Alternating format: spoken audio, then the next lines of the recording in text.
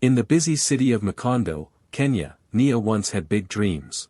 She wanted to run her own tailoring shop, fill it with colorful fabrics, and watch her little boy, Tay, grow up proud of her. But life turned against her. Her husband walked away, leaving her with nothing but debts that grew heavier every day. Slowly, the coins in her pocket disappeared, and soon she could not pay for food or even a place to sleep. At night, she and Tay curled up under a damp bridge, the cold biting through their thin clothes. She used plastic bags as blankets, holding her son close while cars rushed past above them. Each time she heard the noise of engines and honking, she felt smaller, invisible, and broken. Nia tried to stay strong for Tay, but when he coughed in the dark, her heart sank deeper. She wanted to give him warmth, a home, and a future, yet all she had were empty hands. She hid her tears as much as she could, but when the world grew quiet at night, the sobs escaped her chest. The shame was heavy, heavier than hunger. She remembered the girl she once was, full of hope, and wondered how she had fallen so far. To everyone passing by, she was just another homeless woman under the bridge. But inside, Nia was still fighting, still praying that maybe tomorrow would bring a small miracle. She did not know it yet, but her story was about to change forever. Would you like me to continue the rest of the story in the same style until the ending? Years before Nia's life crumbled, her younger sister Amara had left their tiny village with nothing but a small suitcase and a burning ambition. Everyone in the village had laughed when she spoke about owning tall buildings one day, but Amara carried her dreams like fire in her chest. Step by step, she climbed higher. She worked through long nights, made bold choices, and soon became one of the youngest billionaires in Africa. Her name was known in Nairobi, Lagos, and even beyond. She built glass towers, luxury apartments, and entire neighborhoods. Her face was on magazine covers, her photos splashed across billboards. To the world, she was a queen of real estate. To Nia, she had become someone untouchable, almost unreal. But success created distance. Amara moved in a world of silk gowns, business meetings, and bodyguards, while Nia struggled to buy bread. The gap between them felt too wide to cross. Nia loved her sister deeply, but each time she thought of calling, shame pressed the phone back down. She remembered the times they had quarreled, how her own pride had made her say words she regretted. Years had passed without a single visit or message. Even as Nia slept under bridges, clutching her son close, she convinced herself that Amara would not understand her pain.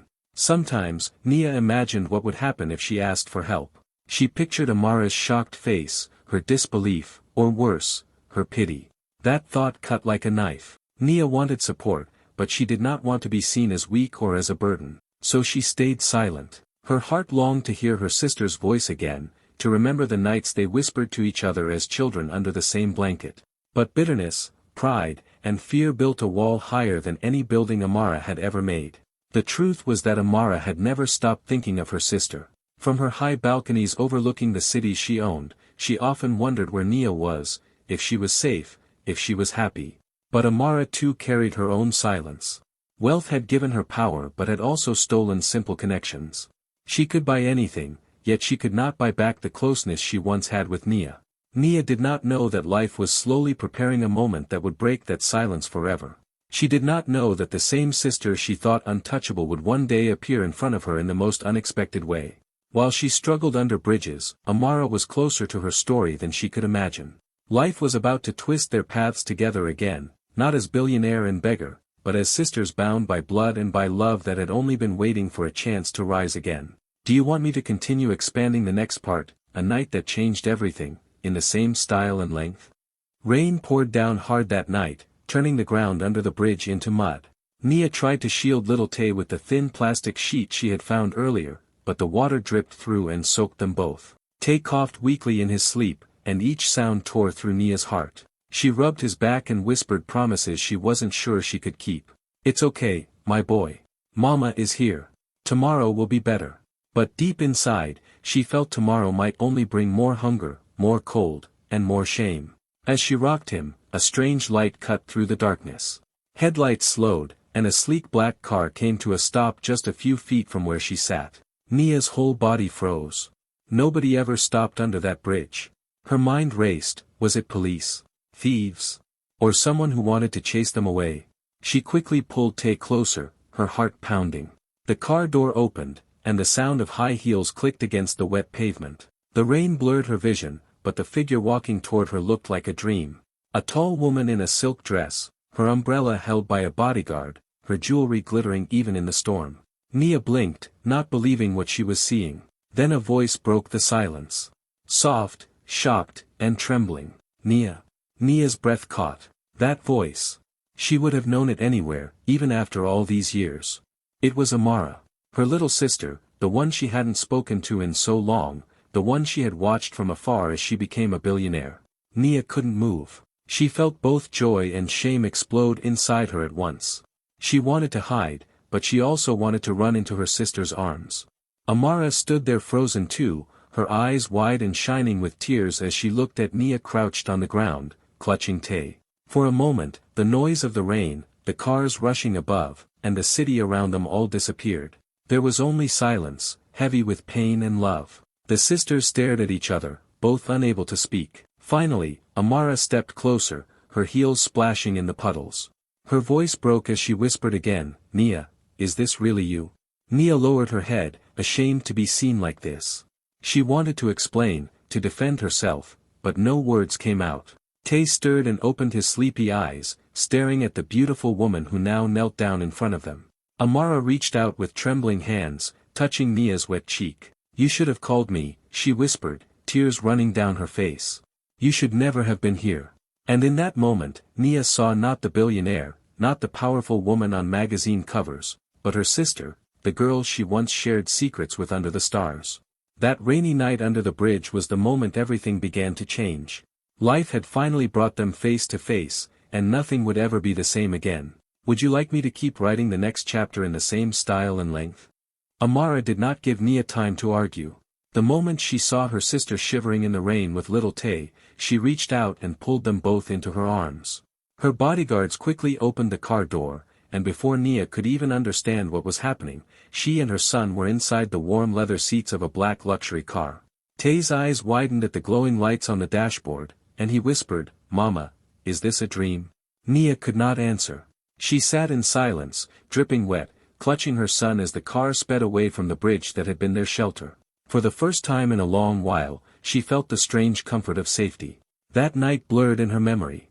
She remembered being led into a huge house, the smell of fresh flowers, the softness of clean sheets, and the gentle hands of women who gave her dry clothes.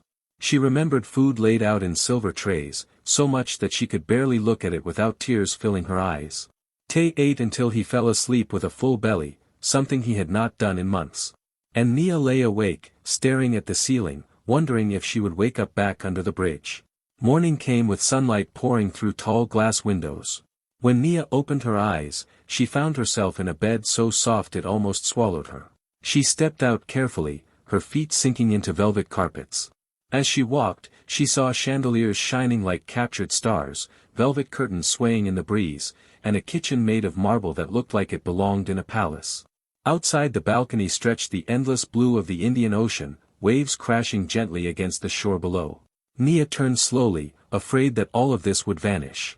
But behind her stood Amara, dressed simply, her face filled with quiet love. She stepped forward and took Nia's hand, pressing something cold and heavy into her palm. It was a gold key, shining in the sunlight. Amara's voice trembled as she whispered, "This is yours now. No conditions. No questions. Just yours." Nia stared at the key, her breath caught in her chest. "Mine?" she asked, as if the word itself was too big to hold. Amara nodded, her eyes glassy with tears. "Yes. Yours and Tay's. You will never sleep under a bridge again." The weight of the key felt heavier than gold. It was hope. It was love. It was the end of shame and the beginning of something new. Nia's lips trembled as she clutched it tightly against her heart. For the first time in years, her tears were not of sorrow but of relief. And as she held her sister's hand, she knew her life had truly changed forever. "Do you want me to keep building the next part?" But whispers followed, in the same style and word length. Word about Nia's sudden change of life spread faster than fire on dry grass. One week she was the woman people pitied under the bridge, the next she was living in a mansion by the sea. People who had once walked past her without even saying hello suddenly remembered her name. Relatives who had never called when she was hungry or when Tay was sick now appeared at her gate with fake smiles and sweet voices. "Nia, we missed you," they said, carrying empty hands but greedy eyes. Some even brought small gifts, hoping to win her heart. But Nia could see through their masks. They were not there for love, they were there for the mansion, for the wealth they thought she now had. Outside her gates, the noise grew louder. Neighbors in Macondo who once ignored her struggles now spoke with bitterness. In the busy markets, women buying vegetables leaned close and whispered, "She tricked her sister, she is using Amara's money." Men shook their heads and said, "She will ruin her sister's fortune. Wait and see." Nia's name became a topic for gossip, her story twisted into lies. The same people who had turned away when she begged for help now judged her for being helped. Nia tried to shut out the voices, but whispers have a way of finding their way into the heart. Each time she stepped outside, she felt eyes following her, some filled with jealousy, others with mockery. Even in her new clothes, she felt naked before them. At night, she lay awake wondering if she truly deserved the gift her sister had given her. She clutched the golden key to her chest, trying to remind herself that Amara's love was real, that her home was real. But doubt crept in like a shadow. It became worse when relatives began to fight over her attention. Cousins she had not seen in years demanded jobs, uncles demanded money, and old friends pretended to share her pain only to ask for favors. Some even dared to whisper to Amara herself, warning her that Nia was dangerous, that she would bring shame to her empire. Each lie cut Nia deeper. She had never asked for this mansion, never asked for the spotlight. All she had wanted was safety for Tay. One afternoon, as she walked through the marketplace to buy fabric for her tailoring, she heard a woman laugh loudly behind her. "Look at her acting like a queen. Without her sister, she is nothing." The words pierced her heart. She lowered her eyes, gripping Tay's hand, and walked faster. Tay, too young to understand, looked up and whispered, "Mama, why are they saying that?" Nia could not answer. She only squeezed his hand tighter. The gift that had saved her life was now the reason people called her a fraud. But deep inside, she knew she could not let their voices break her. She had faced hunger, rain, and shame. She could face whispers too. What she did not yet know was that the storm was only beginning. "Do you want me to keep expanding the next part, a test of blood and loyalty, in the same simple, emotional style?" It did not take long for Amara's enemies to smell weakness. The moment they learned that she had given her mansion to Nia, the rumors became sharper and crueler. Business rivals who had been waiting for a chance to pull Amara down suddenly had a new weapon, Nia. They began whispering in boardrooms, planting doubts in meetings, and spreading poison in newspapers. "She is reckless," they said. "How can a billionaire trust her empire to someone with a sister who was once homeless? That woman will drag her fortune into the mud." What had begun as gossip in Macondo's markets soon turned into headlines splashed across glossy magazines and flashing on TV screens. Nia woke up one morning to see her face on a tabloid at a street corner. The headline screamed, "The beggar sister who could end Amara's empire." She froze in shock, staring at the photo of herself carrying Tay in the marketplace, her eyes tired, her hair messy. They had taken the picture without her knowing and twisted it into a weapon. Neighbors and strangers alike read those words and pointed at her gate. Journalists camped outside the mansion, their cameras clicking every time she stepped out. Reporters shouted cruel questions. "Nia, are you manipulating your sister? Are you taking her money? How long before you ruin her business?" Inside the mansion, the noise grew louder too. Some relatives who had once begged her for help now blamed her for the pressure Amara faced. They warned her to step back, to disappear quietly before she destroyed her sister's name. Nia felt the walls closing in. She had never asked for this battle. She had only wanted peace, only wanted to raise her son in safety. But the gift that had saved her had also painted a target on her back. At night, she sat by the window holding the golden key Amara had given her, wondering if she should return it. Perhaps that would silence the critics. Perhaps if she walked away, her sister's empire would be safe. But each time she looked at Tay sleeping soundly in his warm bed, she remembered the bridge, the hunger, the rain. She knew she could not go back to that life. Amara, seeing her sister's pain, stood firm. "Let them talk," she told Nia. "They cannot break what we share." But the attacks grew harsher. Some companies pulled out of deals, fearing Amara's scandal. Enemies painted Nia as a weak link, the poor sister who would drag down billions. One morning, when Nia stepped outside to buy fabric, a swarm of reporters chased her through the streets. Their cameras flashed, their voices shouted, and their words cut deeper than knives. For the first time, Nia realized this was no longer just about whispers. It was a battle. A battle of blood and loyalty, one she had never asked for but one she would have to fight if she wanted to protect her son, her dignity, and the sister who had saved her. Do you want me to carry this same tone and length into the next part, Nia's transformation? The storm around Nia could have crushed her, but instead it lit a fire inside her. For days she cried in silence, feeling the weight of every cruel word, every camera flashing at her gate, every lie printed in the papers. But one morning she looked at herself in the mirror and whispered, I cannot let them be right. I will not be only the sister under the bridge. That decision changed everything. With Amara's encouragement, Nia enrolled in simple business classes. She sat in rooms full of strangers, her notebook open, her hand shaky at first. But with each lesson, she gained confidence. She learned about savings, marketing, leadership, and the power of ideas.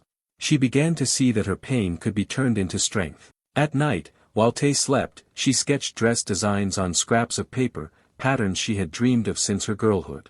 Those sketches soon became the foundation of something bigger. Amara gave her the first investment, but Nia worked as if she owed the world proof that she deserved it. She rented a small space in the city, painted the walls bright white, and opened her tailoring shop. She filled it with fabrics bursting with color, each design carrying a piece of her story. Her first customers came out of curiosity, some even mocking her at the start. But when they wore her clothes, they returned with friends. Word spread not because of her sister's wealth, but because Nia's work was beautiful, bold, and full of life. Months passed, and her little shop grew. Her name started appearing not just in gossip magazines but in fashion circles. Designers from Nairobi noticed her style, and soon she was invited to showcase her pieces at a local runway event. The night of the show, Nia stood backstage trembling, clutching Tay's small hand. Models walked out wearing her dresses, and the crowd gasped at the colors, the stitching, the elegance. Cameras flashed again. But this time they were not mocking her. They were celebrating her. When her designs hit the runway in Nairobi, it felt like her heart was flying. For the first time, people were no longer calling her Amara's poor sister. They were calling her by her own name, Nia, the designer. Nia, the woman who rose from under a bridge to stand in the spotlight. She had built something with her own hands, and nobody could take that away from her. At home, Tay would twirl around in leftover pieces of fabric, giggling and saying, Mama, you're famous now. Nia laughed, but deep inside, she felt something stronger than fame. She felt dignity. She felt reborn. Her transformation silenced many voices. Those who once whispered against her now spoke her name with respect. Nia had proven she was not dead weight, not a shadow of her sister, but a woman creating her own empire stitch by stitch, dream by dream. Do you want me to move on and expand the final part, from shame to spotlight, in the same engaging style? The hall was packed with flashing cameras and eager reporters. Everyone wanted to know why Amara, one of the youngest billionaires in Africa, had given away her mansion to her sister. Microphones crowded her face, and questions poured in like a flood. Amara listened quietly, her eyes calm, then she turned her head toward Nia, who sat shyly at the edge of the stage. Nia wore a simple but elegant silk dress she had designed herself. Beside her, little Tay gripped her hand, his smile bright and proud. Amara finally spoke, her voice strong but filled with emotion. You ask why I gave my mansion to my sister, she said. The answer is simple. Because when the world left me behind, she carried me. When I had nothing, she was there. Now it's my turn to carry her. The room fell silent for a second, and then applause burst out like thunder. Cameras clicked wildly, but for once, the noise did not sting. It felt like music. Nia felt tears rise in her eyes. Just months ago, she had been hiding under a damp bridge, clutching plastic bags as blankets. She had thought her life was over, that she was invisible to the world. And now, here she stood in front of the same world, not as a beggar, not as a burden, but as a woman with dignity, strength, and her own story to tell. She looked at her son, who squeezed her hand tightly and whispered, Mama, they're clapping for you. Her heart swelled. She smiled through her tears, realizing that this moment was bigger than her. It was proof that no fall is final, that even rock bottom can be the first step to rising. From shame to spotlight, Nia had become living proof that broken beginnings can lead to beautiful endings.